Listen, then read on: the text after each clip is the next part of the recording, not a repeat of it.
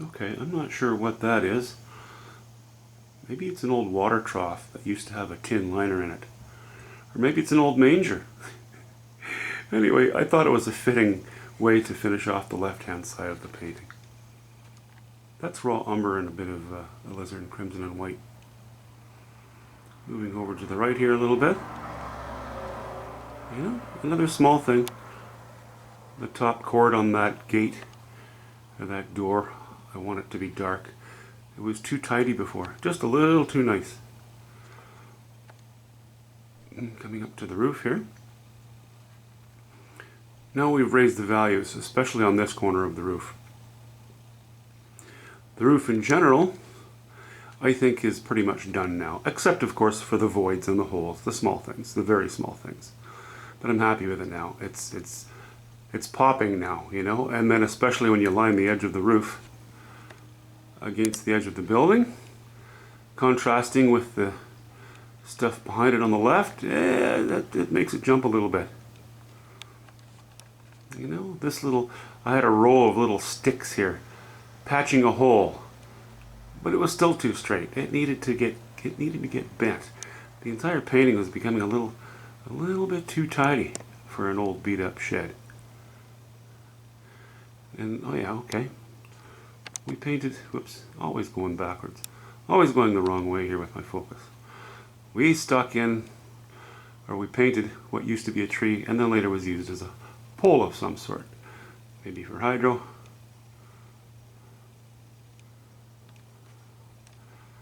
Okay. And then we'll back up so that you can kind of see the painting more as a whole. Not a hole in the ground, but in its entirety. Where are we? Yeah, okay. That'll do.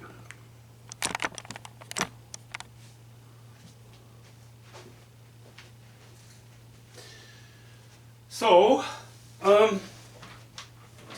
I know this is a bit washed out with the camera and the sky, but I haven't touched the sky. I still haven't, and I'm not going to until I'm satisfied everything else is 99.9% done. This is a lot of work, this foreground. It's more than a third of the painting. So,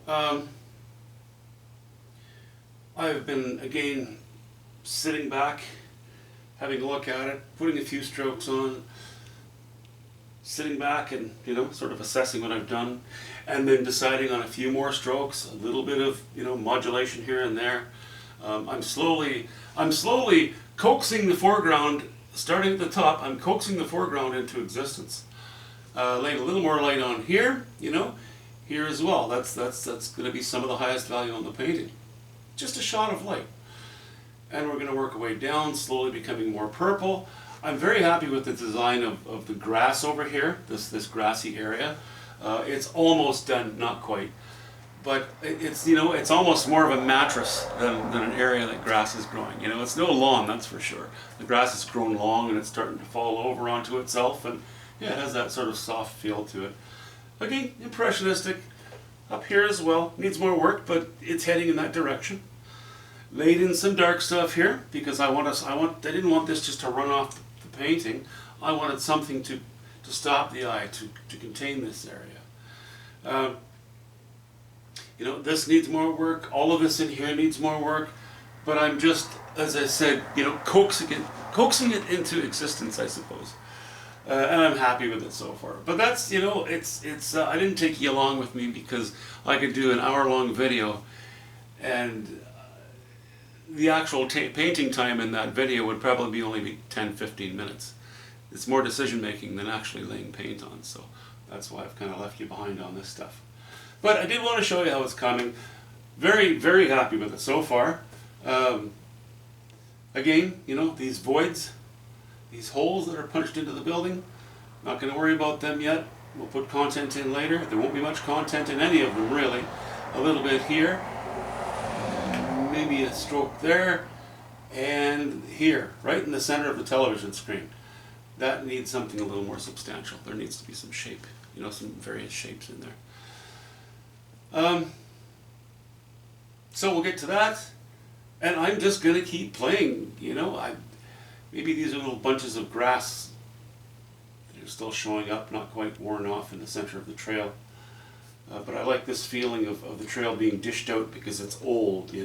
It's very between being worn out from trucks going in and out years ago, to horses, to cattle, to erosion.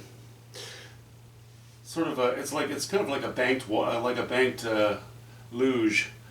You come in like this and goes like this and then sends you off this way. We're going to keep this fairly dark, obviously, because I want to cap the eye here too. As long as you keep the values reasonably low down here, your eye will kind of slow down and grind to a halt, and you'll lose interest. So it sort of helps to contain this area. This area of grass here too. It looks like it has the convolutions of the gray matter on a human brain. Well, any brain for that matter. That's going to change.